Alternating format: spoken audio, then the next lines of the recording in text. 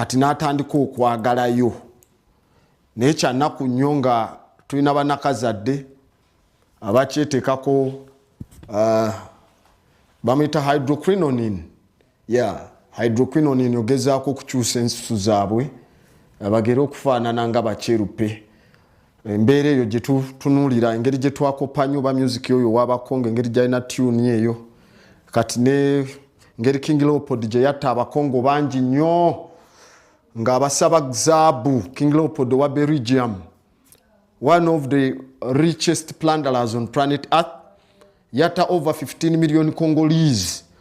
Omusajja oyo abakongo ne batuka ne bagamba oba ekituusa lwakuba tuli baddugavu kati ne batandika nabo okweyerusa bagezeko okufaanana omubirigi mu Belgium aleme kubanga abatta ne bakoppa style ne bagenda mu Belgium ne batandika okutunga ne batandika okuteekawo style eyo gye bayita rasapero beyamasape so that they might look too much colonial, so that colonial operation is keeping abo better them class ngeya colonial master. Okay, we are doing the same. We have our mothers doing the same here. So kitegeeza n'abaana betuzaala twagamba bajja kulanga bali mental handicapped ngera nabo langi yaabwe tebajjagala. And then who is invested in the industry that does all those bleaching creams is a person who is not black. Gwe abikola ng'omuddugavu chemicals obikozesa ogamba nange nkola ebizigo naye otabula chemical tonoga kutale ngaffe. Gotabula butabizi chemicals ezo nogamba nange nkola ebizigo era abayina nogendera nawe noba breaching with the same chemicals. Is very nothing about laboratory knowledge. Tomulina ko tomanyi na bikola na chibi birimu butwachi birimu nothing. So nayatwe ogambo yagala Uganda, but you are killing the skins of Ugandans. You are killing the self-esteem of the women. Banakazadde begwanga. So you are not getting it. You are not here to return to get it. Sankofa square yebeganye kugwe. Oba tuli mu kukifuna kye tuli mu kwogerako ekyo komawo okukifuna. Wawe twakisuulira. So tulina kubaagaza nga tubazaayo wali eri. Kuba tunabaagaza nga tubazaayo ku ebyo byaffe eby'okutale kijja tukako okumanya buli ki ekiri mu muti gwe tulina ku ttale. Gulinamu kyabugagga ki, gulinamu ddagala ki, ogulina obutwa. Okay, obutwa tubutegedde mu ebuli. Naye n'owulira nti amawanga agamu aga Africa tugawulira eyo nti galina ne budget eziri classified nga zo za katwa kabeerayo mu department ez'enjawulo. Gundi agize akatwa kagire bakavujjawa. North Korea yeyina VX mulungi nnyo babasobola okutuwa some of those terrible ones. Russia has some stuff there. And then we give the money to them. Nenga goine emiti ejikola obutwa obwetabu. You have not invested your Ministry of Defense to learn emiti ejo, to transmit emiti ejo jifuukemu eddagala. Okay? Than spending your money. And these people are learning the medical industry. So you dominate. Kuba kyonna byonna byatuweebwa okubifunamu mu bulungi bwabyo ne bye tulaba obubi bufuuka obulungi mu kukuuma ffe. Okay? Osanga mutwandijja obutwa bw'emmese. But why do we kill them when nga tulina enkola ennungamu ey'ekinansi etusobola kubanga we just coexist? So bingi nnyo bye tulina okuyiga ng'Abafirika. Mbaniriza ku program muli ne Good Teacher era nga tuli mu Sankofa Square. Eyo gye tutandikidde Sankofa Square bwetyo gyetandikidde. Twasembe wano nga tuli mu principles ziri omusanvu naye sinayanjuluza nnyo kuba tukyagendera zikoonako ensonga ez'omusanvu semasonga we twazikomya naye ebyo byonna ebindeese okukoonako awo nti ninamu okwennyamira naye ate okwennyamira nagenza okulabanga ekisinga obukulu tulina ffenna kusoma tumanye. Tulina kusoma tumanye ate nga twegumiikiriza kuba okuyiga kuno kulimu obusungu kuluma nkoona kubiruma ewamu ne mukyawa ne muwanda eri keeyitaki yeeyitaki luli n'okoona kunyumira noga wayogedde bulungi weebityo we biba. Naffe okukulera wasooka kufuka ku buliri nga neera tetwakukyawa wavaamu omusajja wavaamu omukazi naye nkaliyo yatuunyiriranga kati tetwakusuula wadde engozi wazoonoonanga kati ne wano bijjanga kuluma ebimu bwe bityo naye engozi zo mpola mpola. Okay, kati mukubanga okwenyamira wabaddewo omukulu omu gwe nnumya naye mukwano gwange mumanyi amanyi ne science kuba njukira yakola PCBM ebiseera ebyo byakalamba myaka gyaffe gyakalamba enokola PCB math ate abasoma myaka egyo by the way between abasawo mbawe ekitiibwa omuntu yenna ng'asoma science n'asoma emyaka ebiri omuwe ekitiibwa okuva mu wadde ensoma yaffe si eyakabi eri awo gye twogerako naye I just remember nti omuntu eyasomanga senior 5 ne senior 6 mu masekati g'omwaka ogwa 2010 internet yali etambudde nnyo mu bantu, yali etambudde nnyo mu masomero 2000 emeka kale 2 mu computer lab mwazirina okay paka 2 nga mu 7 awo 28 okuddanga mu kama njogere emyaka gyemanyi paka nga 10 paka nga 9 mu 3 abasomera gagamu eyo mu byalo gebo wawuliranga nti liremeddeko kuyisa abaana science nga sigaffe eno getumanya amanene agabakoloni enyago agalondamu abayise obulungi ku P7 saabagudde ne gatwalira abayise obulungi gaga era ffe tusomesezze nnyo program yaba missionary mulyoke mugende musabireyo muga era bo munange obeerayo era ewali ebigo bye bafuna first grade lwaki tebatwala abasiru ne basomesa abo era oba toyina bubonero 5 aggregates toyingira waffe mutwalo wa 20 aveyo ngaafunye meka 188 olonjogera myaka ejja wali eri emabega tumanye nti mumugunjudde neera mutwala amanyi bwe mugize then ne mutuchloroforming abasomesa nnyo n'ekimu kyaffe ekye10 ne kigenda bwe kityo so obulwadde bungi bwe tulina kati asajja abasoma myaka ejja amasomero agamu bamanyanga emyaka 4 asooka n'asoma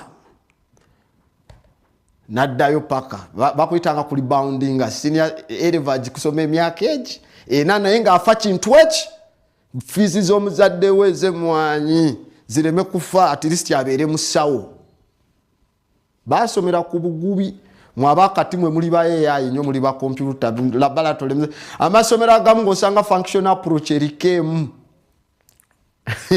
je basomanga biological science nga yonna alumwa ne mess notice obulala tebuliiko naye nga abaana bagala yita science. Okay, abakati you have access to information abakati ne kati naffe abaabo bibonaaboneramu eyo I had all those books, I had them.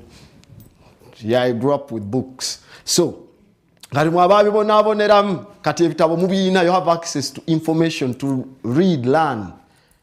Naye era twakyawa. But matter of the fact, omukulu oyo gwe mbadde njogera naye amanyi science kati kyekindesezaawo bamubonaboneramu kuba mumanyi yamusoma emyaka 4 he rebounded ng'ayagala kubeera musawo but now ali mu police. He got good grades in science but he's now in police. Girudies nga yagimanya ng'ate naye ateera mu police ateera n'afuuka chloroform ate be babulizi b'enjiri somewhere good friend of mine. So tubadde tulina bye twogerako ne mbaako ebyafaayo bya Africa bye munnyonnyolamu we mbimunnyonnyodde n'atunulira n'agamba gwe ku bitabo bye wakuliramu bazadde bo bye bakuteekamu bye wakula nga mulinaawo ng'osoma okyakkirizamu ebyo ebintu ebyo bwe bityo ne mutunuulira nange ne mugamba okay ne mugakale kankuddiremu olugero luno ne mugamba bikkula wano mu kitabo ada ine kitabo kyayina kyakkiririzaamu ekyenzikiriza n'alusoma n'aluyitamu ne mugamba olukkiririzaamu n'agambera of course nsobola okulukkiririzaamu kanange ne mugamba gwe taatawo yasoma n'ekibalo be bamu ku baasoma ne bamuzeeyi baffe abantu abaasomera ku Cambridge muzeeyi we yali amanya ekibalo up now omukulu ye muzeeyi we ali amanya ekibalo kingi nnyo. Asajja asoma ekibalo ne batuuka n'ebweru ne babakwatirayo ne batoloka butolosi mu ntoloke yali ey'ekiyaaye. Mu biseera bya Cold War, it's Russia that made them to escape to come back in Africa. Ng'amanye ekibalo. Kanaali mugamba kanawe muzeeyi wo ku byonna bye yakugira n'ekibalo ky'abanyi nawe okkirizamu ebisitole ebyabujwanga. Tubadde tukyali mu bisitole ebyabujwanga kuba bisitole ebyabujwanga byonna ngenda bikusomesa. Tuli mu Sankofa Square olabe wajje tuva. Tubadde tukyali awo akasimu ne kayitamu awo ne bakatukonerako. Ngendo kalisivinga nga bali mu kwemulugunya. Nabo bagamba naye kati olaba obuzibu obuliwo. Dala fe tebatulowozezzaako. Olwo bali mu kudiscussinga ba minisita betuyina betusobodde okubanga tufuna mu ggwanga lyaffe ery'e Uganda. Kati mugamba lwaki otandika okuteeka ekipimo ku bakulembeze abalondeddwa. Ndikatola abakati ate ffe tebatukonsidalinze bakonsidalinze bali. Kani atandika okutulamu mu buwaayi adde ku simu. Asiraamu bayika bafunyemu, akatuliki bayinamu, aprotestanti bayinamu. Ffe ab'obuwangwa n'ennono tetulinamu. Namugamba it's hard okubitegeera okujjako nga tusoose kusomesa abantu kumanya that the black image was attacked. Namugamba nti ne bwe tunagamba nti eggwanga lyaffe litambulira ku Pan-Africanism, tetulinayo ministry ya Pan-Africanism. Ministry ya Pan-African, African Heritage. Kubanga ongamba minister owa culture nga yalayidde akutte ku Bible oba ku Quran nga ina n'erinnya ery'ekyeru nga bwinzija ne mugamba minister wa culture mbadde njagala onyambe otuyambe ojja otuyambe tusonde ku kuzimba essabo ery'ekinansi agambirawo ebyo tebikkirizibwa ate kati wa culture ki nga culture ali mu yabagwira. You see? So kati olabira ddala nga we have a problem fenna ng'ensi ng'abaddugavu. So we cannot blame it on one person. It's on us. Tulina kwetereeza tutandika okutunulamu. Nti kati etegeeza tewasobola kubeerayo protection ya culture. Tewasobola kubaayo ntobazi neegi esigadde mu ggwanga lino. Nga because bitambula ne culture. Okay? Chobola ne baba wa sente ezogamba we are reforesting eggwanga erya Uganda tusimba emiti gikomewo. Ba minister mwe musinza okusimba pine. Eggwanga lino we likwata omuliro emiti egyo ne gikwata mwe muyina ammonium n'ennyonyi ezisobola okuzikiza omuliro ogwo. Babo tuli ku equator. Degrees zitufuna ez'omusana nyingi but olw'amaalo gemukoppa mubeeru. Because culture yammwe gye muyitaba amanya ge muyitaba n'omuzimu gwammwe guyitaba John, guyitaba Mariam, guyitaba Jacob, guyitaba Abraham, guyitaba Shafik, teguyitaba Africa, teguyitaba mwebe. Omuzimu gwo teguyita kuba baagukaka ne bagusibako ekintu kye gulina okuyitaba kati guyitaba psychologically. Omubiri gwo gurespondinga gulaba project eri yesinga. Nesinga obadde wannono wangambya project yaki to reforest. Komyawo kusimba miti nti ekisinga obukulu nti ki. Tumanye buli kika kya muti oguli mu Uganda ogw'omugaso oguliko eddagala. Let's Gazette square miles 10. Era fa abobuwangwa n'ennono tugenda bisaba ba Pan-African government fete tugenda kusaba bifo ebyo ministry munange katusooke protecting obuwangwa mujja tuwa square mile 10 etusooke tusimbe buli muti oguli mu Africa kubanga abafirika abalala nabo basaamirivu nga ffeeno. Okay? Tugende Congo, tugende we gisobola okudda because we have what is called equator soil. If you read what is called the Glogger's law, we are just here at a high concentration. Ebintu ebisinga bida biba bisobola okudda wano. Go and read the Glogger's law. Okay? Because they are at the high concentration at the areas of the equator. Era bikulanga bina high pigmentation, high value. Era biba bina much of the twandise amanyi gabyo munda nti era biba bisobola okufulumya n'emirundi 4 mu mwaka eddagala nti kubanga tumanyi nti olina okunoganga ebikoola bitandise okuwotoka nti ebitandika okuwotoka amaanyi gaba gavuddeyo nga gakkiridde oba mu mirandira kati awo eddagala tunoga mu mirandira sizoni eyo nti kati sizoni eno wetuuka ebikoola nga bigizewo etya amaanyi gaba mu sitemu tunoga kati omuti gusobola okutuwa emirundi 4 mu mwaka nga tugujjako ate ne gusigala nga mulamu ekitasoboka walala etegeeza medical industry tusobola ogiwamba nga tukikoze kati tusobola ogisimba gyonna wano we do that kati abewagamba ffe tuli babwanga nanono tutandikaawo pharmacology eyeddagala eryo erigira bwe lityo bano abayasamirira eno basome nabo basome ebyabeeru nga kuyigga biki ebiri mu aspirini biki ebiri mu mpekeezo biki ebiri mu muyiga ebirungo si kumanya manya gaabyo don't learn the names and labeling all those scientific names mumanye n'ebirungo ebirimu nga naffe wetumanye omuti mu kifo ky'okumanya branch stem roots nga naffe tumanyi in the roots during night amaanyi g'omuti guno gaba gazze mu roots kati if we are to harvest alkaloids ezeetaagibwa okujjanjaba katugambe fibroids nti tulina guno ga between these hours kubanga equator temperature eba bweti ne bweti ebyo byonna bitambula na nnono na buwangwa because oddayo ku ttale byonna biyigirizibwa ku ttale abamanyi ku ttale ndooza mumanyi kyenjogerako oona buwangwa na nnono tebiri mu ofiisi tebiri mu mataayi na masuuti. Ladies and gentlemen, so you cannot protect. Kati etegeeza n'entobazi temujjaziwa kitiibwa kubanga temumanyi bwe zajja you just think mazzi gakuŋŋaanira bukuŋŋaanizaawo tetumanyi bwe bagamba nti waliwo abazaalibwa n'engobe amagobwe kibulimu abazaalibwa emigga abazaala ki abazaalibwa n'ettimba ebyo byammwe byoyogera tebiriyo because okumanya kuli kutono your circumference of awareness ntono but nkakugamba mu luzungu ate kikwangwe gamba go and read what are called the tetratromata a tetratromata bwe muyita amagobwa omuntu azaalibwa n'ekisolo munda it has been proven and it's there naye okumanya kulwakuba kukoma in the psychological chambers of the colonial order kati awe tubyogerako we are committing crime because the education system was meant to suppress black people kati ate if we inherit it okuba minister we judge you by the colonial education we are judging you by the level of suppression you have against black people. That's the interpretation there, ladies and gentlemen.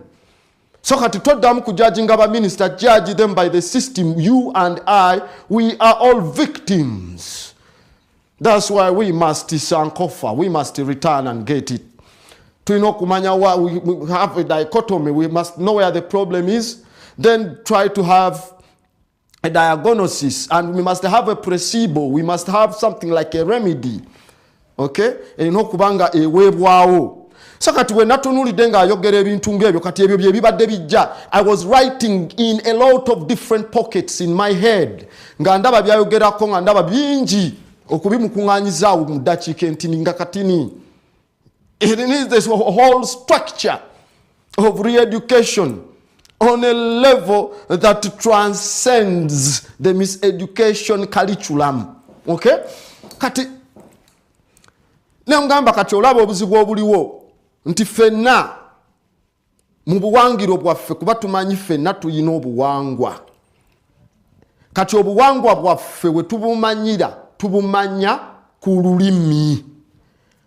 Olulimi kyova olaba bagamba ayogera lulimi ki? What is your mother tongue? Si father obuzaalirano obwa maama kuba maama yamaamira ensi ate yatugatta ku ttaka. Twasoma dda ne tulaba omwoyo gwa Nabamba okwebamba n'okutegeeza ne tugamba nti lwaki bagamba nti abaana badda wa nnyina ebbanga lyonna nti ne bw'ofuulibwa oddayo ne basima ekinnya ekiringa ennyanga ekifaanana ekituli nga gye wayitta ng'ojja ku nsi eno ne kifaanana entaana era n'oyanjulwayo n'oddayo ewa maamawo wansi. Togola tetwawulwa ku ttaka. Now, this is chi kati olulimi lwaffe lubanga lwe luconnectinga ku buzadde obwo ne lubeera nga lwe lulina okufulumya ebigambo kati mulwo mubaamu ekigambo okwemanya kye bayita omuzimu ogukutuddemu. Kyova olaba atayogera bagamba omuzimu gwe muto tegukuze tegumanyi tegusamizibwa tegusobola. You cannot be initiated because you can't pronounce the sacred enchantments. Ladies and gentlemen, it doesn't happen like that. Even white folks have written about this, copying it from black folks. If you go and read one of the books called The Return of the Dead, Ghosts and Ancestors by a man called Claude Lokatawu. He gives you such templates and he speaks about ensonga y'okuba nti omuntu kasita omuggyako olulimi lwe lwayitabamu oba omaze omuwambako omuzimu gwe. These are the French people who are oppressing much of West Africa gye mugamba ejjudde obuwangwa, and they have distorted this. They have even documented it in another book. If you read a book called it's called The Infernal Gospel by Reverend Cain. It also talks about the same, about omuntu okubanga olulimi lwe watandika okuyitaba nga yeegomba kyataliye aba takyaliye aba empowering abantu balala. Kati omuntu watandika okubanga kyayatulirako kyabuwambe nga kyatuza omuzimu ogutali gugwe naye nga gwatula mu kifaananyi ekirala, oyo aba takyali gwe. In other words, oyatula okute ku kitabo ekyakuwamba ekyobugwira ng'okkiriza nti n'omuzimu gwo guyina kuyitaba yokaana. Si lutaaya, ekitegeeza toli mu Firika, toli mu Uganda, era oba President's Allegiance na muntu mulala. Ladies and gentlemen, bwekityo bwe kiba. So kati baminister ne obanabba because the system yaliwo nga yabeeru to decolonize and still Africans. Kati era bajja sigala babba because that's what is in their genetic composition and in their neuropsychiatry. Oba ntegerekeka. Nomu n'abalonda nga basomedde ku masomero amalala ameka. This is something too deep. Kiwanvu nnyo muffe munda.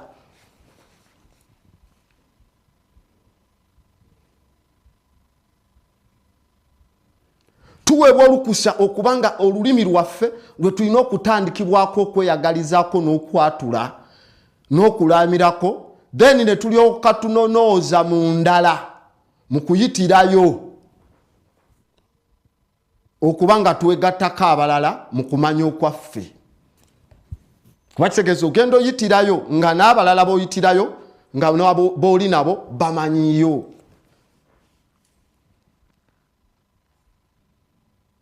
Singa abaaluwa be bakulonda n'osooka olayira mu buwangwa bwammwe obwaluwa ne tubumanya, olumala obulayiramu n'ogamba kati abo abaaluwa n'okunonda bwe kuti n'ebyaffe bwe biti. Kano olyoka odda kw'abakoloni n'ogamba kusinziira because I'm sitting in a colonial administration office ku nkolo y'abakoloni ndayira njagoberera because abakoloni be baali abasinga okusaba. They came, we didn't watch them, they came with the guns. Ne batugamba muzibirize tusabe ne tuzibiriza ne tusaba nga balina Bible. Twagenda ozibulula amaaso gaffe nga be balina ettaka nga tukutte Bible nga balina ne mundu nga n'enjegere zituli ku mikono nga tuli bawambe. Nga tetusobola na kwogera amanya gaffe. Bukyanga tusidwanirira independence enjegere ezo. Bwadde bazijja ku ngalo zaffe ne ku mikono gyaffe baziteeka ku bwongo bwaffe mind cuffs. So we have not broken those last bonds of slavery, ladies and gentlemen, and it's pissing us off.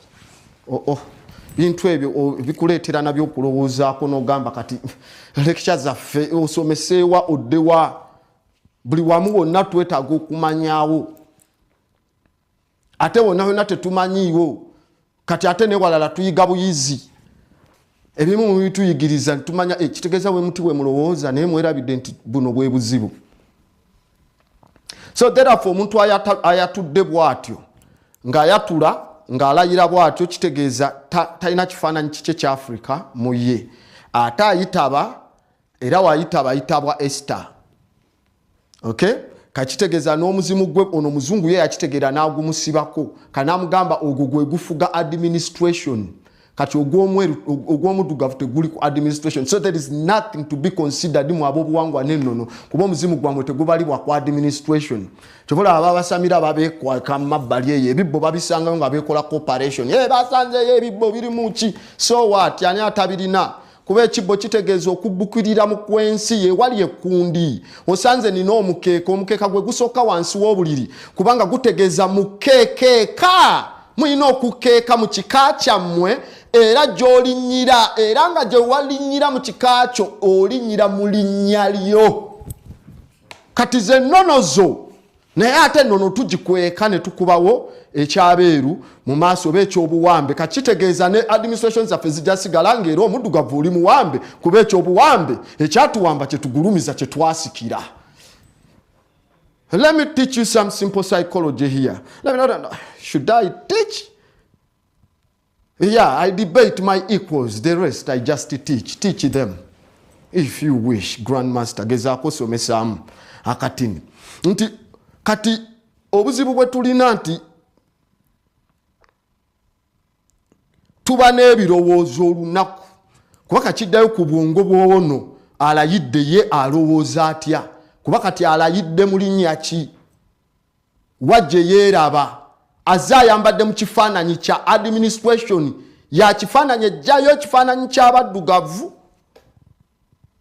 Does the parliament yo erina ne department egamba tulina abaana baffe abaabo oba abaateganyizibwa mu lutalo oba olwawa ne wano mu Uganda oba bano abayokyebwa ebuddo ne basigalawo batandise organization ey'okuyamba abaana abato abafuna embuto nga tebeetuuse kati bebatunga amasuuti amalungi and you train them era mulinda agoa America etugobya agoa. Who told you the Americans are going under demographic winter?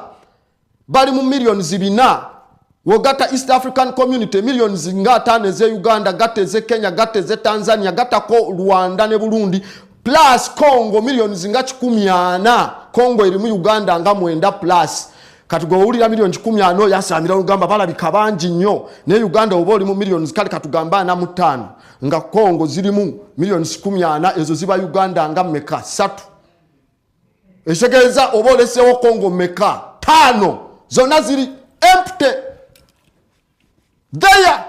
Kyokka naffe wano naffe Uganda ekya tetugimanyi tulowooza ekoma wano mukisenyi enguudo tetutambula n'ensi yaffe tetugimanyi. Twagala nnyo okumanya okugenda ebweru kati ebweru tunyumyeyo kitomanyi na bigo bya mugenyi totuukangako na kunyanga za mutaka walumbe kinene batenda togendanga nayo wali ettanda ogenda kunyumya byafyayo byawa bakunyumiza stole yawa nga tulina stole enkaddawo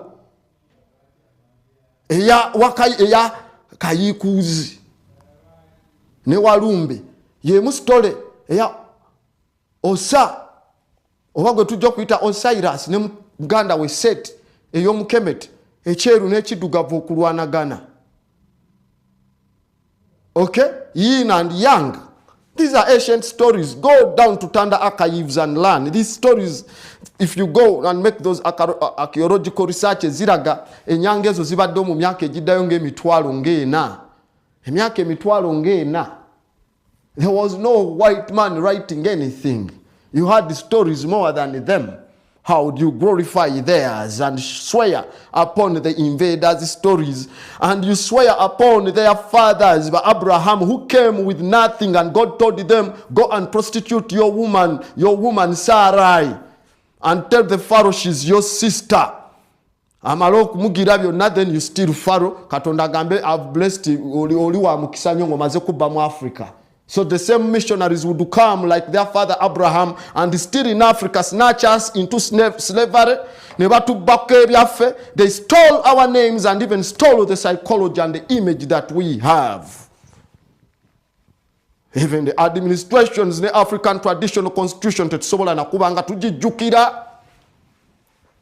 So do you think ba minister bokabe bokubulamingo baffenna?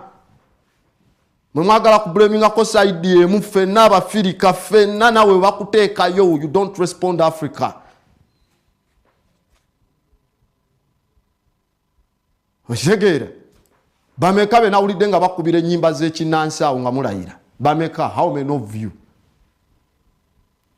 zemwekubira era mwekubira za kalulu we muzijjukira zokka Kabalagala Gonja mutujjukiza Kabalagala Gonja where are the industries.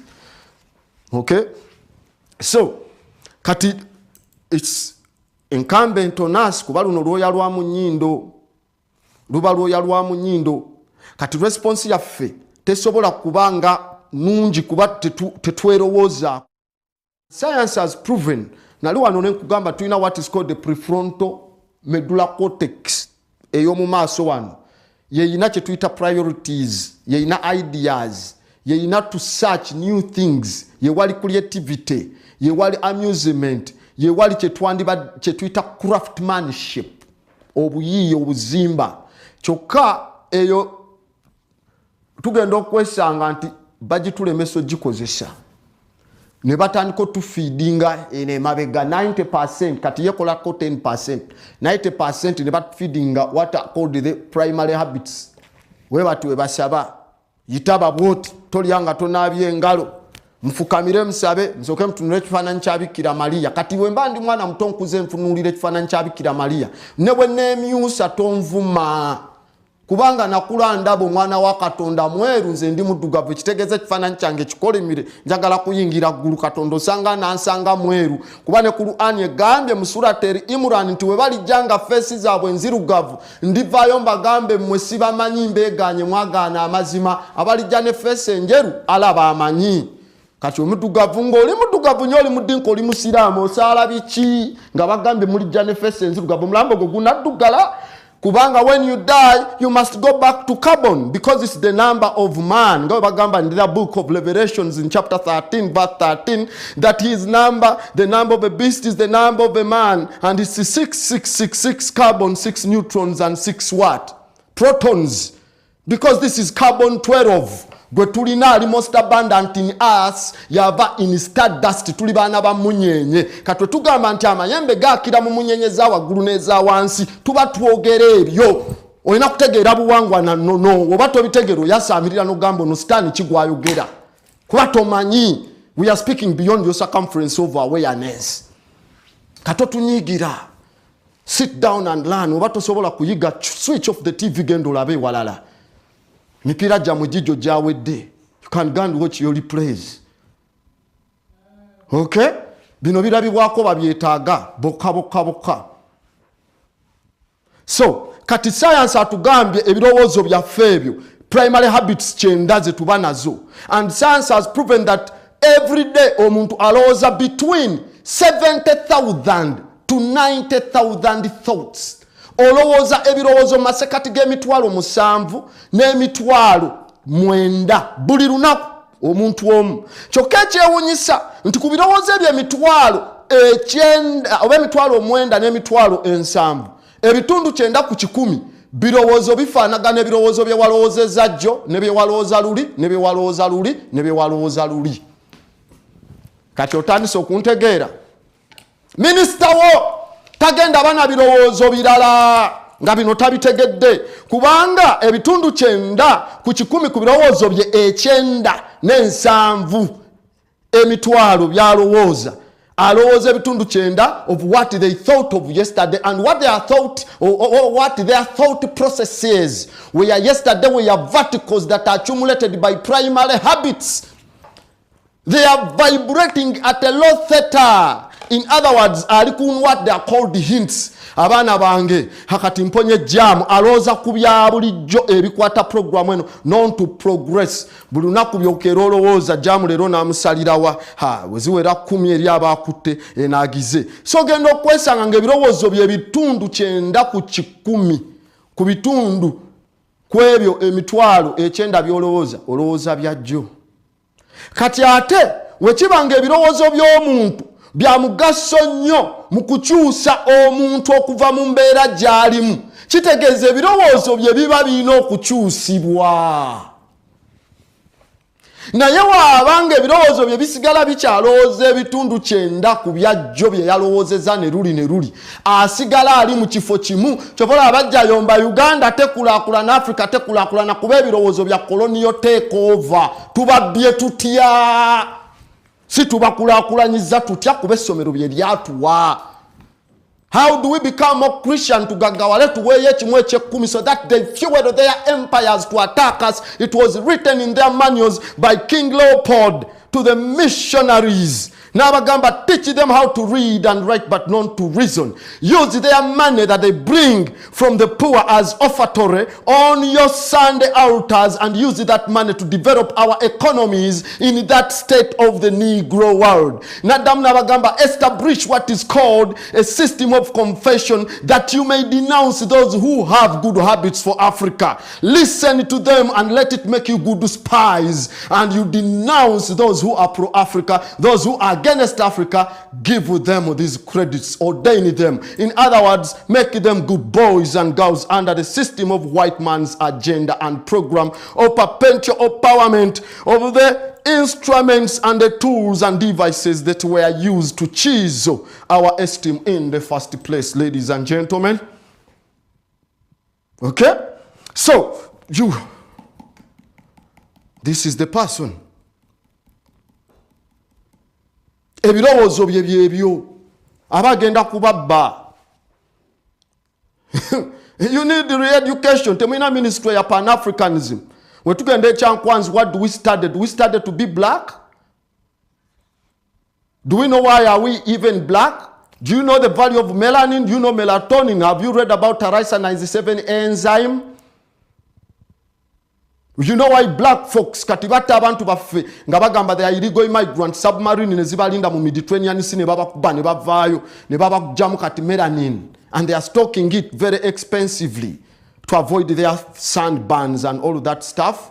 Japan is calling black men to go and impregnate their women because they are going under demographic winter. They can't survive because of infertility. Everyone has to come of a man, a black man. Have you read what they did to black men in what is called the Wanansa Conference? How they get black men and then want to eliminate them from the continent. Have you read what is called the IC's papers? How a black man is a threat for the genetical inheritance of a white man. Because a black man can impregnate over 10 women a day, a white man takes it like 3 years to impregnate a woman in a year. Chovola omukazi wabe wafuna olubuto asanyuka nanyo ne bamwane off owafe wagamba nafunye olubuto mugamba hana esinzenze kabadde abeera yeeyo ne kayiwalabika ayitayo tulinda akana kanafaanana mutwe gwani kuba mwenna mumanyi muzaala.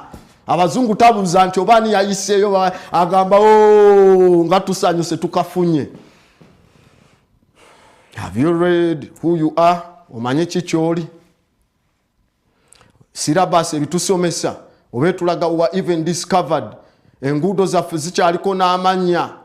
Kumpi n'ekyo kibuga ekitebe kya parliament mu nsi gye tugambe yaba Pan-African mu Africa zonna eyo tukyalinako amanya g'abakoloni nga galinako street ng'amanya gaabwe kwegali nga bafe Abafirika abaliwo tulinze baffe n'abafudde tetubajjukira. Kubanga tetukiriziganya nabo, alayika yali musiramu nnyo, alayika yali mukatuliki nnyo, alayika yali protestant nnyo, because they dissected us ne batuteeka into creeds, into this division. If you read a book called there is a book, it's called the transparent veil of the pagan mind. That book, go and look about it. Transparent veil of the pagan mind. It shows how you make a person a pagan, not a kiririzamu, nalowooza kiririzamu Katonda omutuufu ng'ali mu bw'abalala, kumbe omufudde atagwana waabwe n'aba ng'aswala kati n'obuwangwa bwe ne buba nti busobola mukolera era babeera mu bulumi balibeera mu buyinike. Read those books. Colonialists have them. Naye mungamba musoma, I don't know, simanyi. Nawulira no one time president w'eggwanga ng'akaayana n'agamba mungamba musoma naye ndaba biteeteeyi byokka na biganduula. Nabuza abagalasiya abefanasiya abaefeso balagawo abacolosians where the Thessalonians now gamba those ones are in Greece. Okay? Okay, the Ottoman ne bajja ne taking over. Speaking about the Ottoman Empire, Genghis Khan. Okay? Utwamogerako wano even before Genghis Khan we had some black guys beating the devil out of the Mongol army. Wobojukira. and the gunpowder tricks n'ebirala byonna obiyiga. So all that stuff from you black folk simanyi oba mukyabigoberera kubanga tugoberera mu Sankofa Square. Now olw'obuzibu nti ebirowoozo by'omuntu biri byabalowooza, these are primary habit, ebitundu 7 oba bitundu 9 ku bitundu 100 ebirowoozo byalowooza emitwalo 9 olunaku alowooza bye yalowoozezza jjo. Kyokka nga gagamba ebirowoozo bye bigenda kumukyusa, kitegeeza agenda sigala mu kifo kyekimu. Lwaki? Kubanga ebirowoozo bye bimu bivaamu effects ezimu. Are you getting me? Because if you are using the same thoughts, it means these thoughts zigenda kuwa the same choices. And if you have the same choices, these same choices are going to be driving you to same behaviors.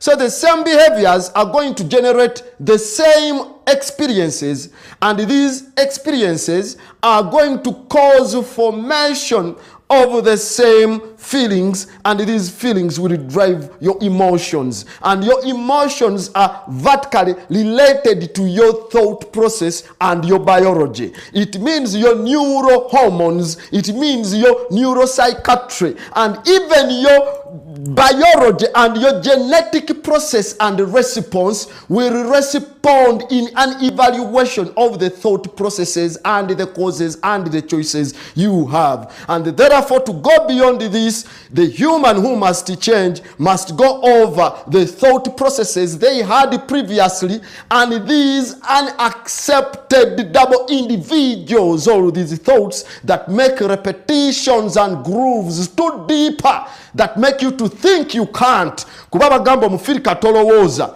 tosobola, you can't, olina kwewola. Kati buli ajja agamba leero ffe wetuzeewola tujja ziteeka mu nguudo.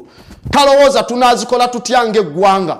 Buli omu agamba tunagenda nze ne bansasula omusaala sijja gwonoona, sente z'eggwanga tujja zikolamu bwe tuti. Tagamba eggwanga ngenda liyamba tuzikole bwe tuti kubanga liyina resources ba humans. Alowooza kuziri era endala ez'okwewola. That is the thought process I'm speaking about. It must change. You go back into your unsubconscious, premature, ejaculated, unaccepted mindsets. You must go and change them. Ladies and gentlemen, change those misbehaviors, modify them, make them smoother. Learn from their experiences, because the scar, let the scar be where the light enters most, and information, let it be a reminder that reminds us we are a great people. We ain't just a weak people. Every torment and every brush that has made us to be chiseled, we have been that rough ashlar. Now we are going to be the perfect ashlar, into position perpendicular with the truth, because we are 90% composed as black folks, and this is our time. Okay? Ladies and gentlemen, tulina okukitegeera. Master nawe tufukidde ekizibu. Lelo. Omufirika gwogamba like atabitegeera. Noona mugamba emirundi emeka. Kakana. Omutola agamba teekaana. Teekaana. Ate omnyankola alina kali kagamba. Akugizise ekiniga nakolaki, you might dedicate. So you must calm down. Let's go step by step. So this entity we have seen has a conceptual thinking way, and this thinking process is not pro-African. So you cannot have African thoughts. So you cannot sleep white, thinking white, and then think you are going to perform and liberate black. No, nara. That's not a square at all. Otherwise, your clip for regret is away from what would be your third part. I ain't speaking to people who don't know this. Abagenda kutale byenjogera ku bimanyi. Abatabimanyi, we are sorry, you must be initiated to some 10 degrees of spiritual growth. Kati byenjogera nabo ndoze emyoyo gyabwe mikulu. Atasoma naffe, go back on TV Africa. On our page, it's called Sankofa Square. Then you look for all those components that speak about Africa. You pick one by one on TV1. You follow very well. You'll be catching up. Ojabo tusanga waje tudukidde. Totia. All of this information is pan-African stuff. So, olw'embeera eyo, kati gwe mbadde gwe natandise naye ndowooza mutegedde obuzibu bw'abaalina. Nti sitole ne wenjimugamba nga ya Africa, amaaso ge tegakkirizibwa kulaba amazima ng'ayita mu galubindi za Africa. Amazima agalaba ayita mu galubindi za bulimba. Kyova olaba programu yaffe negamba tosobola kuyiga mazima ng'oyita mu galubindi za bulimba. Ez'obulimba olina kuyitamu olabe obulimba gye buli obwanjuluze, then olyoka otandike okuzimbawo, because you are there to craft. You are a god. You must generate, you must operate and destroy. And we said your generation must be the ideas. And these ideas you generate, they must be pro-black or pro-African. Katwe bibange birowoozo byo generatinga tebiri mufenga biri mukulowooza mu World Bank ogenda Africa gireka mu mabanja. World Bank ina wetunde ente ne yewolewole Africa. Omanyi yo jeja center. Have you read about the economic vampires and these swindlers by JP Morgan, by Mary Lynch? Have you read people like Frederick Messenger? But how they do this? Ne bakwata ne bagwa bali bear bonds ne bagamba gwe tukuwola ku percentage ya 15 Uganda. No gamba ate lwaki nti lwakube uwo ine entalo nti tukakase oba toyina ntalo emyaka 5 nga tewali ntalo uwo percentage tujja kusalira keve ku 15 tukolere ku 12. Kati nawo kume uwo nga tewali ntalo oyina kukwata sente zojje mu bantu ogule tiya gasi ogule ebyo ebikukumirawo. Togenda kulooza kumufirika amanyi omunyango stinging nito nti gusobola okukola crowd control abantu ne bekalakasa ntuguteka ne tugubafuwa mu buli omwaddeeka era alowooza kwempawalinga mweru mulala. Okitegedde kati World Bank bwatyo bwajja okugenda mpola era yeewoleyo alinde emyaka egyo. Kati emyaka egyo nabo baagala obere ng'ofiirwa nga bafunayo akabonda akalala kuba bagamba you must have democracy, because democracy on the white man's entity, it means there must be something to oppose on that government even if there is nothing to oppose. Democracy kitegeeza botandikawo government mubeeru enkya n'otandika government nti eno ensi mpya bagita Sankofa Square. Okukubala nti oli democratic walina okubaawo wa opposing government yo wadde tewaliwo kyaku opposinga nga wawambye leero n'ogikola leero. Oba togikoze leero you become a dictator. So they must have someone to disorganize you. Kati nga banoonya disorganizinga nga naye bamuwa fund nga gweze bakuwoze kati nga mutandika obutakwatagana.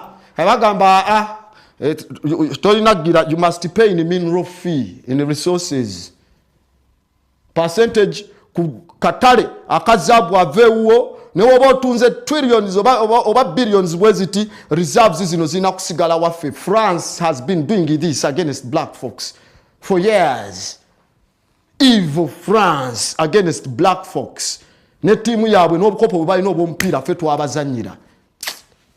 If we return those black folks, those resources you've stolen ne bakomawo Congo, East Africa yebeina ekikopo kya World Cup. Teri asobola tukuba nga East Africa yegase tulina abakongo tuteba tusobola wali omwa abatwegattako. They have stolen us in all ways. Bendera yabwe ne tugiwanika mu bbanga ne tubetinga era bo ne bafunamu bendera zaabwe ze tufayo. France yakubye gundi yage teri afaayo kumanya kesisi ye yazanye etya, teri ayagala kumanya nabityobola yakoze etya. Oliaga yondu parakoba yakomawo yekanga na bwekanzi nti jeri naye wigani yagijjukira. Okitegeera ziri endala bwabujju kubanga omuzimu guyitaba ekitali kyaffe. Tetugambye ebyabalala birala mu kye tuyita civilization nti tetubyetaaga. Tulina kusooka kugunjula kyaffe ebyabalala oba ne tubikozesa ng'okubiyigamu, kubanga byonna bye batandise okukola ebisinga n'ebirala ate babiyize kuva mu ffe kuba ffe tubadde ku nsi emyaka emingi for billions oba for millions and millions of years. Okay, so kikulaga we have civilized them for years ebbanga ddene. Kati obwongo bwaffe omuntu waffe wabanga cause ye ne 90% n'ebirowoozo biri 900 oba 900 nga tebikomyewo nga biri pro black nga tabikyusiza tetugenda kufuna. Ne banaleta minisita wa culture tayagala culture. Otuuka n'ewaka nga tayina wadde. N'omubuuza abo abaana babayita batya? N'agamba this one is Mary, the other one is Marianne. N'omubuuza lwaki nti lwakuba balongo. Tayagala na kugamba linnya lya balongo era aliyagala li pronouncing eri. N'omuntu asinga so tukyabirina ebizibu ebyo handicap ezo zikyatulimu naye tulina okuba ntujagenda tuzeekula bwekuzi. Nkugambye ebintu bino ebimu bibanga sajjale mbikoonako ffenna bituluma. Olowooza nze tebinuma ffenna bitukwatako era tugwanidde okubiwuliriza. Atagwanidde biwuliriza toliiko ku programu era tugwanidde kuba okumanyako tekusobola kukkiriza. Olubaalewo muto nnyo si mukulu si mufirika akyasiriwaziddwa yeetaaga okubanga abeera nga akuzibwa omuzimu gwo gulina okuddamu guyisibweko olugalo.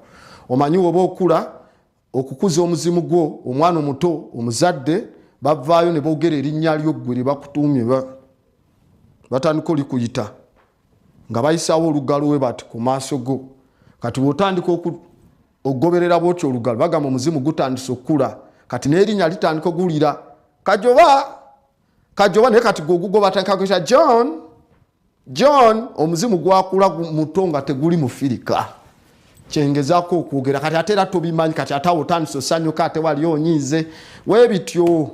Olunaku lwonna terubaamu ssanyu kyova olaba ovaayo n'ogamba mpulira nno mwenna njagala genda kweyamba era olumwa naye nga yenda okweyamba. Accept these surgeries.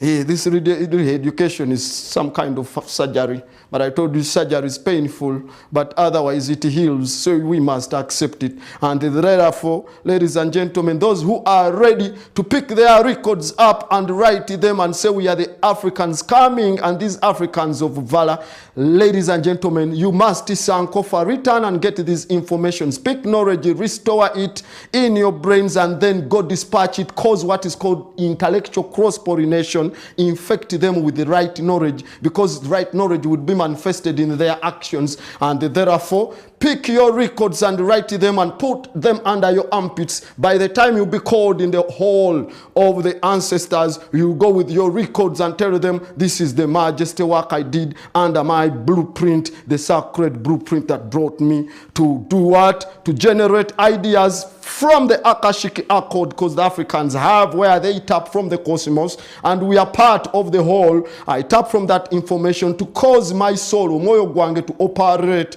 We go operating at tegeza kukkiriza nti nsobola, then the body will be the destroyer of the previous emanations and all we call them definitions that have belittled us to all these capacities. Ng'abayindi we bagamba era batulaba bubi kyokka ne tutandika okubatunuulira ffe ne tubeegomba nnyo ne twagala batwebake nako. Ng'ewaabwe bagambye mu bitabo byabwe caste system nti Brahma bwe yalinga akola bw'ati nti jjajja n'akola caste nnya, n'akola abeeru n'abakola mu mitwe, n'akola abaddirira mu bweru n'abakola mu bifuba, n'addirira abalinga abalimu akaddugavu n'abakola mu bisambi. Kati fe abaddugavu nti yatukola mu bikapeti byasimuzaako ebigalo. If you go and read some of their books, if you go and read the Tripatuka, you must find those works in there. In the Tripatuka, read those sutras very well. Ozisome bulungi nnyo, because those people balina bakatonda millions bisatu asatu, 330 million gods. So there's where they speak about their Vishnu, then Shiva and all that stuff there. No sense. Anyonyola system y'abaddugavu ne batuyita de Dalit. In India abaddugavu we baba bajja balina nakuba ngoma bayingire ekibuga kiro tibaleme kuleeta kikolimo. Bagamba nti abo abaddugavu ne batunulira butunulizi mmere y'abayindi we bati nti emmere eba efudde eba egaze. Kati mbw ate ffe tukola pata abayindi bajje balye. Ffe tuwaki tugenda ne tulya mu hoteri zaabwe, lwaki tegaga, lwaki tubasupportinga ne ssente ng'ebyafaayo byabwe byakatonda bagamba nti tutunula emmere yaabwe egaga. Why should we go and buy there? We must practice group economics. We must buy from fellow blacks. Money should rotate in Africans more than 15 times. Tuberenga tuzeegulamu zigenda tufulumamu nga zetolodde emirundi 15. Kitegeeza we are building an economic base. Otherwise we are operating under capitalist fiat saturation under the influence of what we call piracy. That's why they define their money with piracy. You are capsizing economy. It's capsizing your liquidity. What's in your docket? On that stuff in there.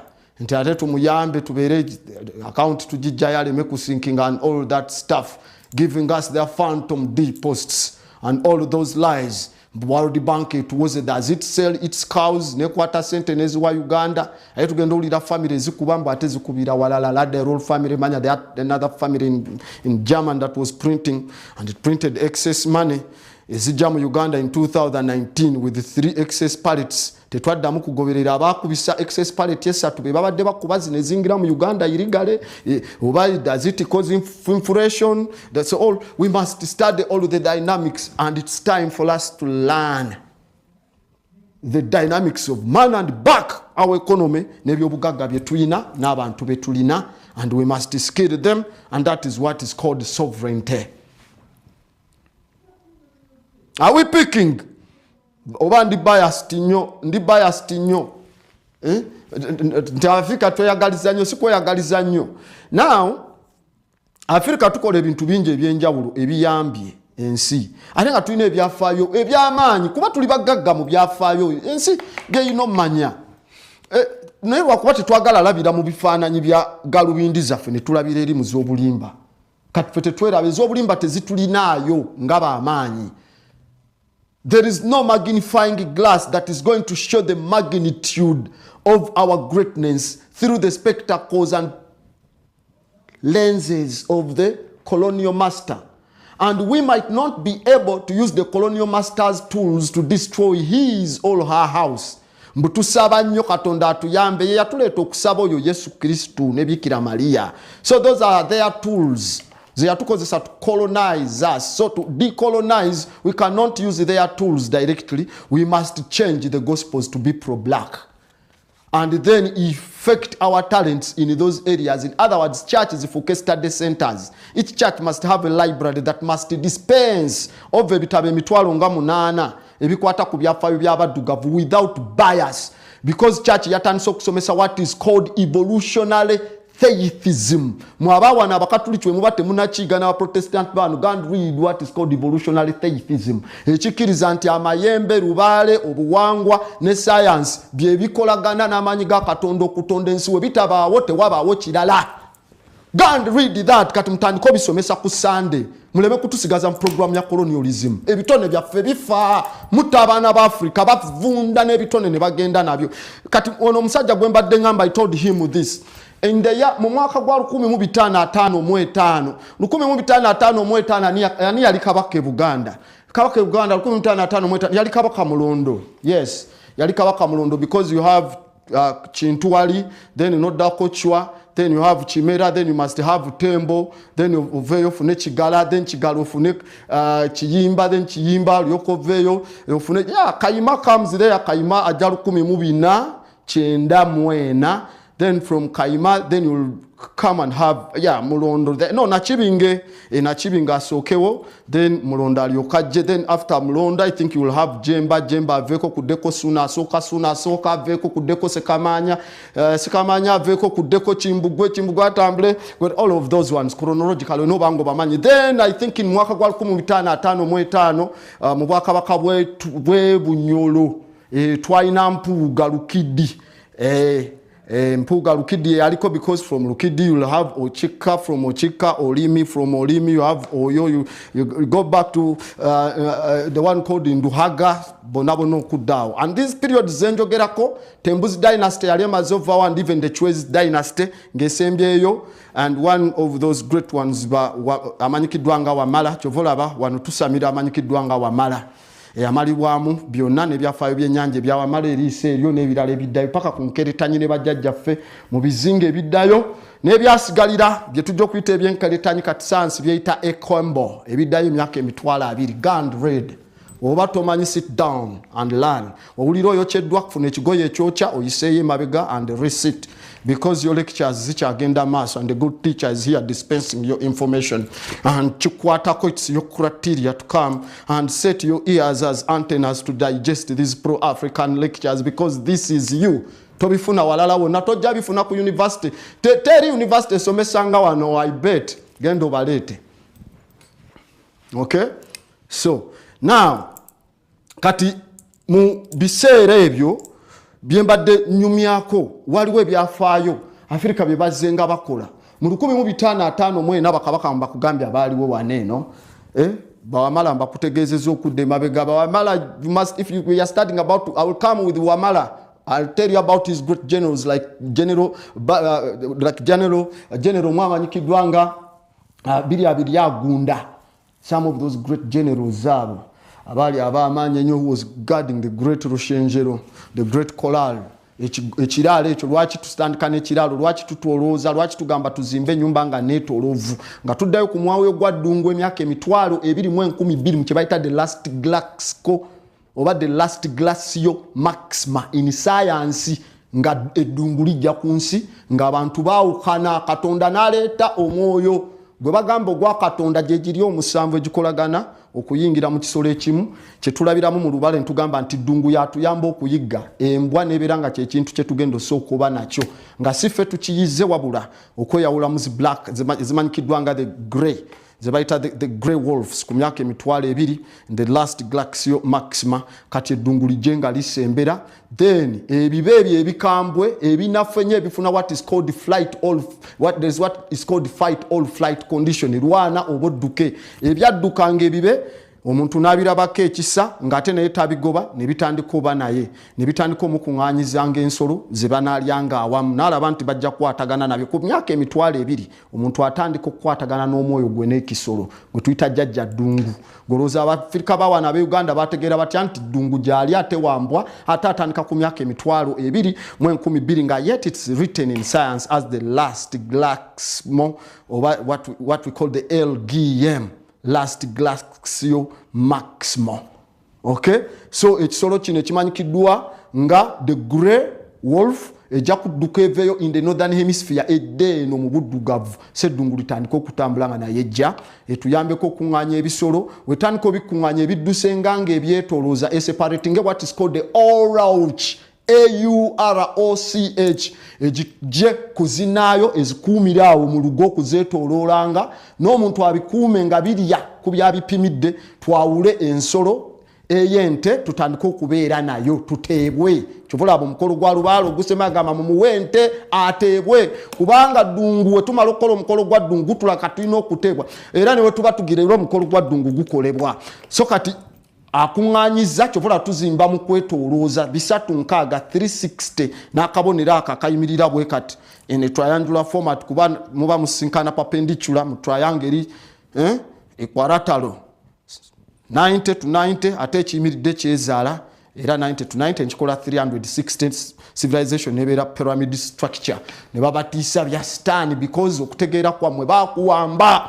Now because ofuna omutuufu nnyo mu kusomesa mu mbeera eyo kati omuddugavu bw'ategeera nti emyoyo egyo girina okwawukana tulina kuzimba bwe tutyo she must learn nti ku ttale kwagenda okutandika okuba nga ayigira ensolo ezo azikuŋŋaanye zimwawulule then will say afune ku myaka egyo 7 ddungu n'atandika okubeera naye ku myaka egyo 2012 akuŋŋaanye ebisolo ebyo the wild goats tuzijemu embuzi ezabulijjo tufune the bears tuzijemu endiga so ebyo byonna bwe bityo atandika okufuna ennyama etambula atandika kye bayita civilization obugunjufu Nile Valley civilization bitandikira wano mwe tutudde ladies and gentlemen.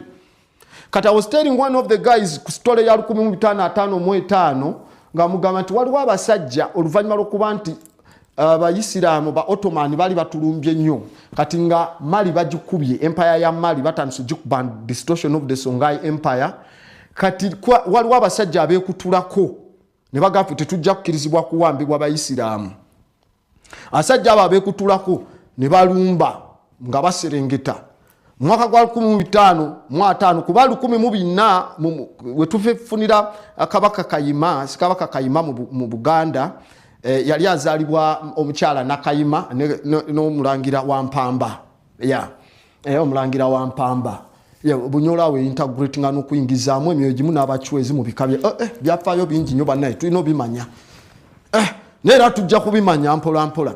So kati already waliwo group yali etwegasseeko mu bwa Ssekabaka obwa wano, group ezetwegasseeko. Kati group emwe yekutulako negenda neyegatta mu bitundu ebya Ghana. Wegenda ngerumba mu bitundu ebya Ghana yalimu abasajja abalwanya bategera okulwanira ku mbalasi.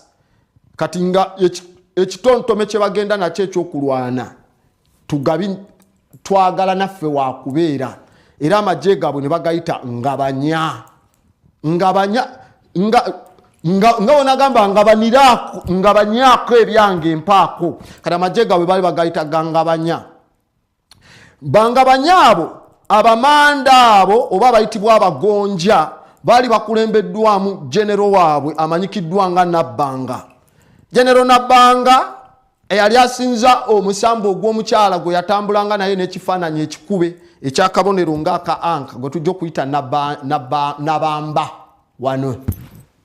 Okay? Mu myoyo omusanvu gye tujja okusoma n'amayembe gaagyo ge zitambula nago n'amayambirizi. Ebigambo ebyo tebikaluubirira kuba byaffe tojja byejjako. Ekigambo ejjembe tetujja kijjawo mu lulimi lwaffe kyaffe nakusomera wano mu byafaayo nga bwe kitegeeza ne Katonda wabeera nago. Yajja nago mwaba ku 3 Katonda yajja n'amayembe najja n'ejjembe lya kawumpuli serugula miryango byayi bya mulujja busabwango bisagazi bisaasagana kawumpuli kubo najja nalyo ne limugulira Habakuku 3:4 kawumpuli nayogera najja n'obusalo obufuluma omuliro gwe tuyita kiwanuka missiles okuvaamu obusalo obukasuka omuliro tegeeza omwoyo gwa kiwanuka. Kati wenkuza mu galo 1555 sajja bano we bajja ne Nabbanga genero waabwe ngagamba gana amatwale tugenda kuba nga ffe tugawamba. Amatwale tugenda kuba nga tugawamba. Basala omugga gwa Volta bagabanyizibweko n'amagye gaabwe. Kati Kabaka yaliko mu bitundu ebimanyikiddwa nga ebyabagombanga. Abagombanga balinako kabaka waabwe yali amanyikiddwa nga ya Dali Zuyi oba Zoyi. Kati mu matwale gano agenda okubanga agakuuma bamukubirayo n'afa. Kabaka w'obwakabaka obwo obw'abagomba ne bubanga bufa kubanga kabaka waabwe akubiddwa ate omulambo tegukomezeddwawo. Abalumbye abagonja kati be bagulina. Kati mubaali basigaddewo mu bwakabaka buno oba basajja bano agamba naye nga tujogeddwa tugenda kukola ki. Kati mwalimu Kizibwe oba omulangira omuto era naye yali azaaliddwa kitaabwe kabaka kuba kitaabwe kabaka baali bamuyita Yana. Bamuyitanga Yana Zolga. Batabani ba kabaka Yana Zolga. Kati omutabani omu bamuyita ya Nuro n'agamba kati nze ngenda kukola ntya Naruro n'akibalamu n'agamba omanyi ngenda kukomyawo ekitiibwa ky'obwakabaka bwaffe ngenda kugenda nwane nkomyewo omulambo gwa muganda waffe tuguziike bwe tumala oguziika tulyoke tulonde kabaka kuba bate bamuziise kabaka tebalonda mulala mu bitundu byabwe kuba kati ekigambo kabaka kitegeera oba kyabazinga oba osobola omuyita abasajja weeyo oba imolimoli weeyo oba erotwo weeyo yenna osobola omuyita mu bafu abo obuwangwa n'ennono. Kale omukulembeze waabwe w'obuwangwa n'ennono kandi bagamba tulina kumuzza naye abanamuzza balina okuba abamalirivu kwe tujja okujja abanadda ku ntebe. Omulangira n'asitulamu amagye ne gakwata ebyokulwanisa obusaale engabo byonna ne bakwata embalaasi ne balumba. Kati nga bagenda kukomyawo omulambo gwa kabaka Nadali gubeere nga gujja. Kati Nalulo akulembeddemu mutabani wa Yana Zolga bwakulemberamu amagye bagamba oke kati kyekisinga mu magye gali ge balumba mwalimu omusajja kabaka eyali azze nga atandisewo obwakabaka obwo obupya baali bamuyita amanya gaffe sajja bwe balina amanya gaffe naye otuuka n'otya baali bamuyita erinnya lya Ndewula era nga yali atambulanga n'omwoyo gwa Ndawula ategeera Ndawula okulawula n'ebirala byonna. Ayo twogera omwoyo gwa Ndawula ndoza tuba twogera ku jjembe lya Namuzindda gwe tutambula nali tujja tuukayo eyo. Let's not hurry. Obwongo bwamwe bukyali buto. I don't want to impregnate young minds. before they are ready. I am not a defiler. So kati nagamba okay, bamuyita Somalia, azinga bamitanga Somalia naye so Somalia oba Sumaila Jakpa Ndewula oba Ndawula Kabaka nagamba bano abasajja abajja tumanyi kye basinga mu byonna okwetaaga kukimma ono naye tulina okusooka obaketa mu magye gaabwe kiraga nti wofeya w'obukesi bino gavumenti lwaki etuketa Afrika beketaketa dda obukesi bwava dda kati basindikayo abakesi mu bwakabaka bw'abaana abasajja babusingamu obusajja ne bawuliriza nga kye baagala kuwuliriza ddoboozi lya mulangira just kufuna ddoboozi bwe bawulira eddoboozi ne babaako mwe baliggalira ne bagenda n'akaleku nga bakagaddeko nga bawulidde eddoboozi ly'omulangira oyo ne bagenda nalyo kati gwe wulira nti gundi atambula n'eddoboozi ly'omuntu ebyokulikodinga kati erikodingi y'emyaka egyo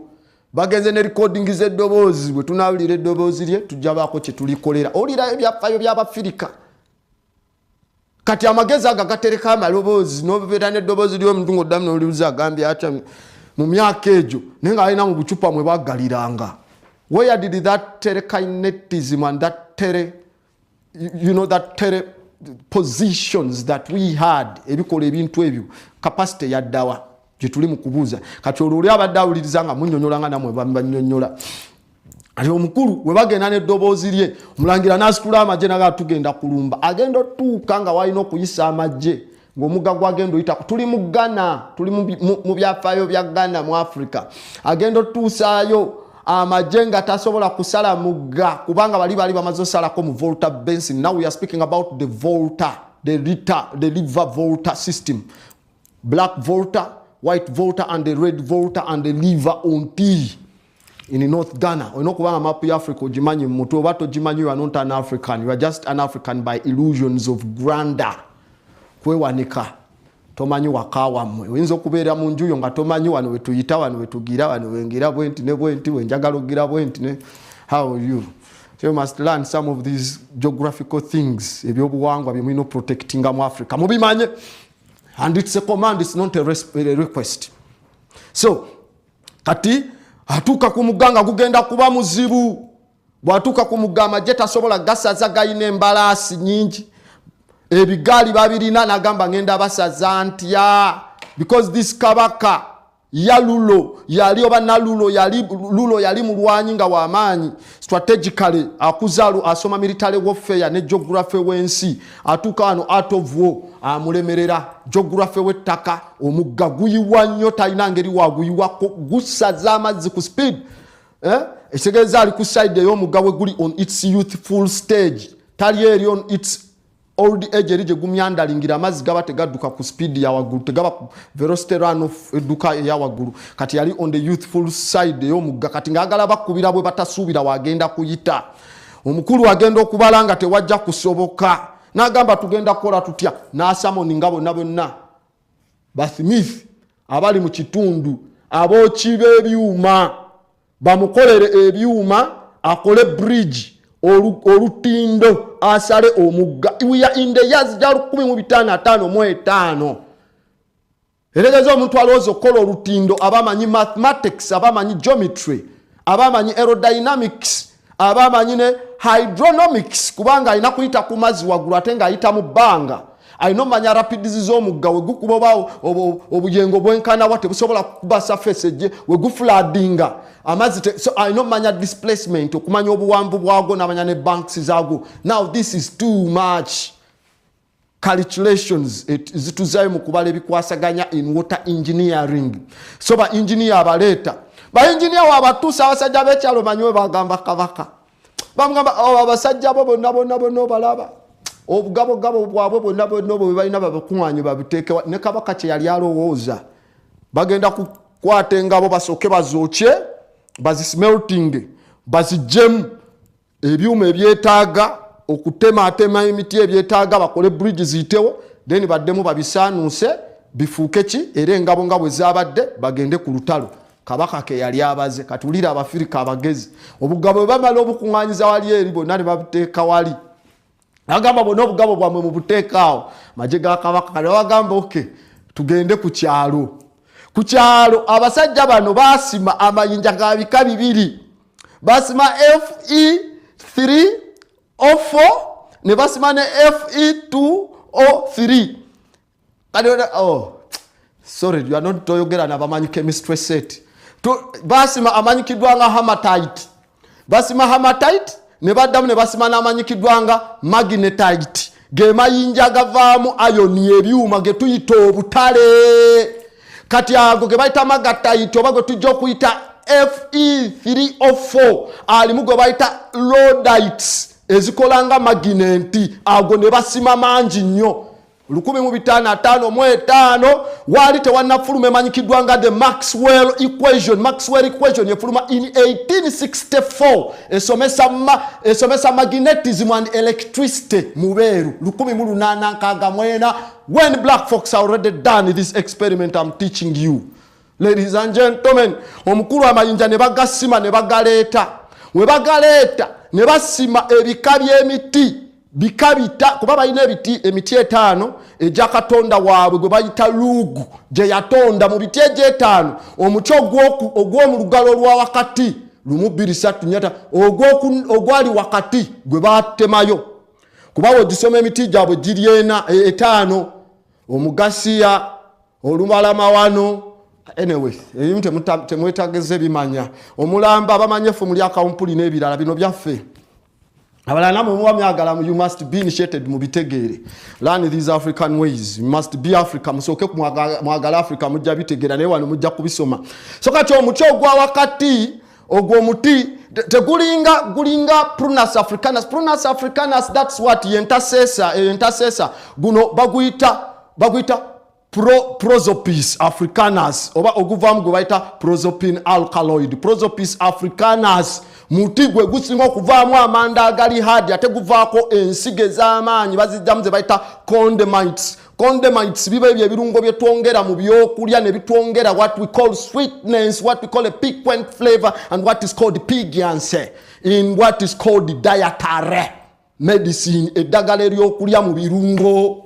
Miti jaffe miti ogwo guzaala ebijanjalo naffe wano tuguyina kati era mu Uganda gukulamu ne basuula ogwo omuti lwaki kuba gugenda kusuula amanda ate bagamba gwaviirwamu ekkundi eриrituyamba okubanga tufuula ebyomuttaka ebituufu in other words ogutuleetera to manufacture and to beat methods okufuula minerals z'omuttaka zifuulamu amajambi ebisono ebirala ogwo omuti gwe tulina okukozesa kubanga gwe gutwanguyiza gwe guliko emandwa gwe baasuula kati gwogumanyi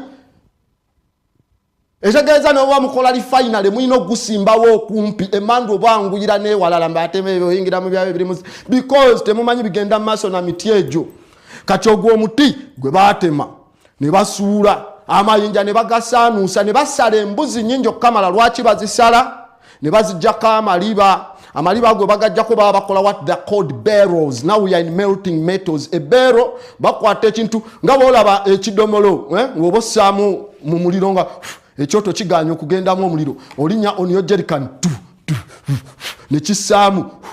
So now that is a barrel. Bakwata eddiba ne balitunga ne balikola eno ne bali balingiramu empewo n'olujjo nga banyigafu ne bakola tanuulu ne zissa ne basaanusa ebyuma biri ne bakola engabo ezirimu magnet. These are black folks. Engabo ezirimu magnet ne bakola ne tools ezitema emiti egiri hard ne bakola bridge.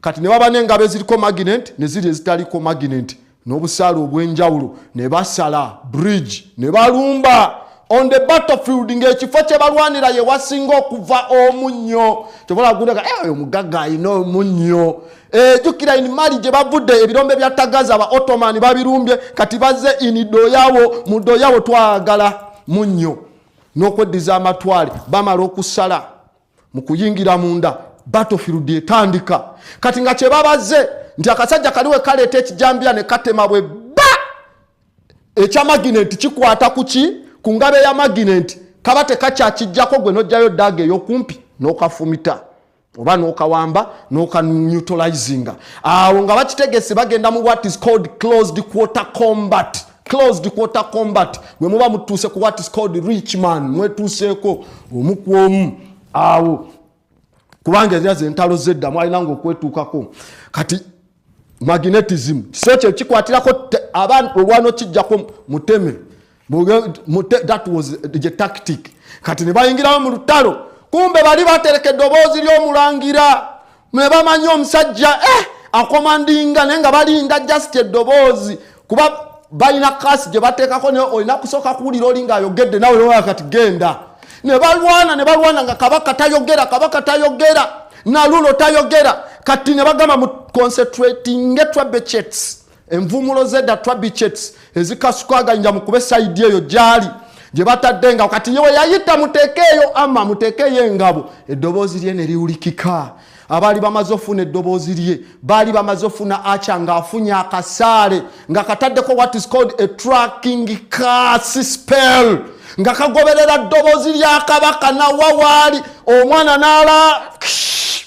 n'alega akasaale nga wawulira effumu lya Chetshwayo Kamampande Zulu in the Battle of East Rwandana in the 1800s mu South Africa nga ne bwodduka wetololo otyali kugoba kasitaba nga tagetinze gwe the Assegai spear nono omwana n'akaleega na unleashinga rope ya bo ne kabeera nga kagenda mu bwengula kaba kagenda kabaka yali kumbalaasi y'emwanyi y'entalo gy'asinga okutegeera neewulira kubanga yalinga yeetisse kamungoloye erimu obuwangwa bwe emandwa ne mugamba kajja kaako kakugoba kabaka n'asimbula embalaasi naye nga ne wadduka kagenda kuba kamugoba kubanga kaliko tracking spell emugoba. And what did he do?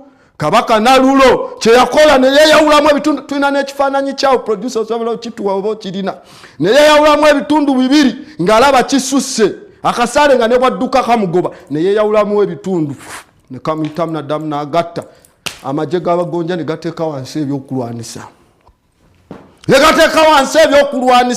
byafaayo by'abaddugavu akasaale kaali kamutrackinga nga kamugoba yonna gyali kati ng'otandika okuŋŋamba nti munaye Abamerika balina tekinologi bakasuka miso n'ekugoberera ate egoberera ddoboozi ne kati bo tebalina na tekinologi agoberera ddoboozi kuba mu bbanga kizibu eddoboozi mu bbanga likyuka mubaamu laddu mubaamu ebire mubaamu sound kate miso egoba eddoboozi mu bbanga nzibu bakola za wansi ze tuyita sea based underwater sonar based underwater torpedoes eziwulira eddoboozi lya wansi ne liwulira sona mu mazzi ezo ze zinoonya eddoboozi naye nobojjako ekifaananyi ekyo my producer okay ezo ze zinoonya eddoboozi zosobola okukubisa naye si zino kati ezo ez'omu bbanga betulira nti balina miso negoba ennyonyi ezo stand off air to air weapons ezo ziba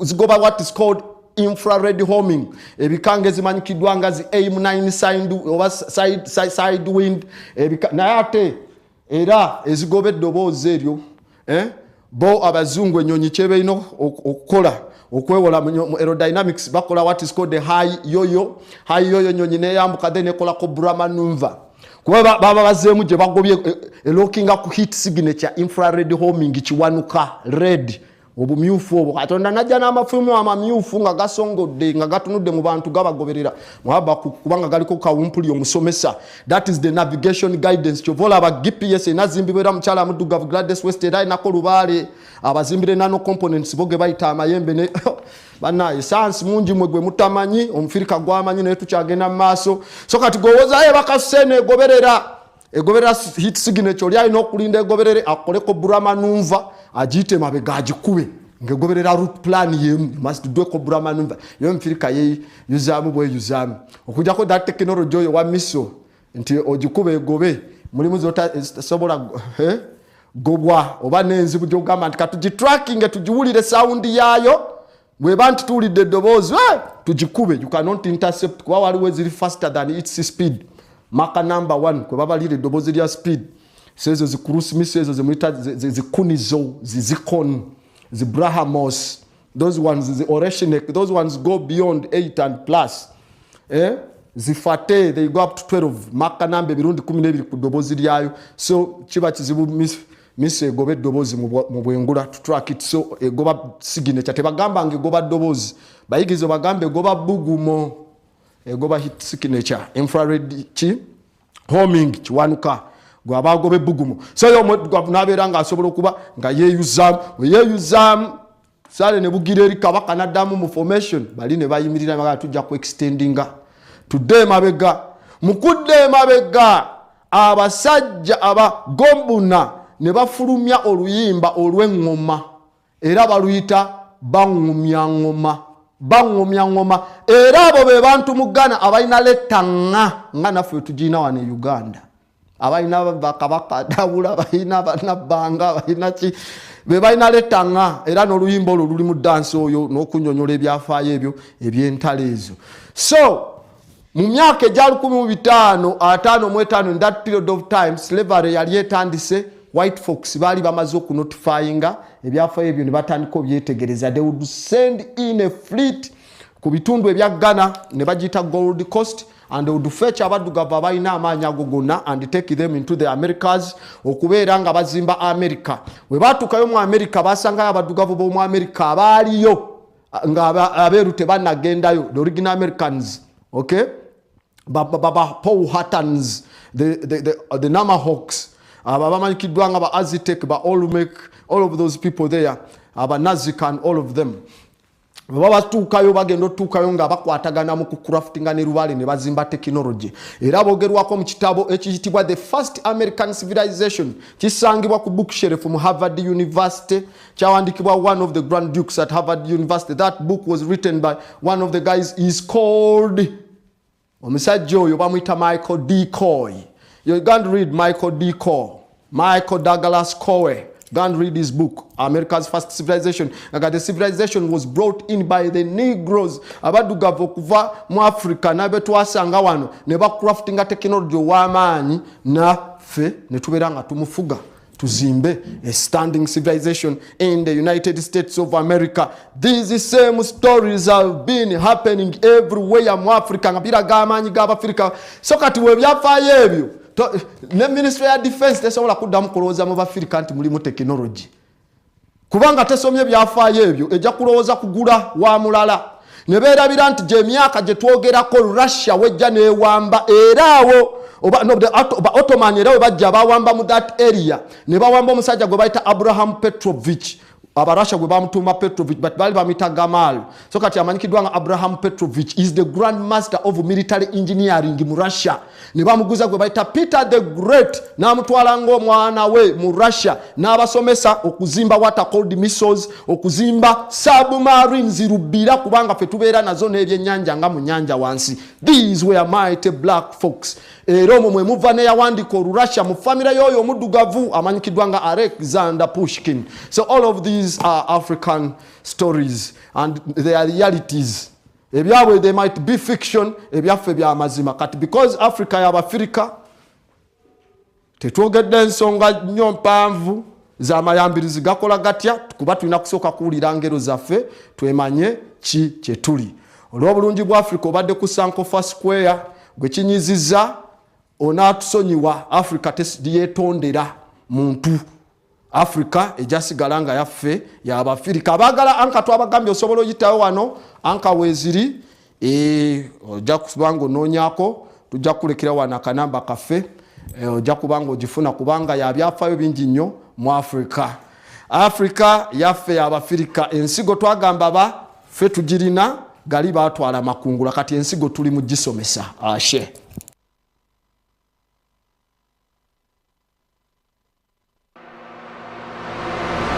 Every morning brings a new beginning and a new day. We bring you the news that matters when it matters.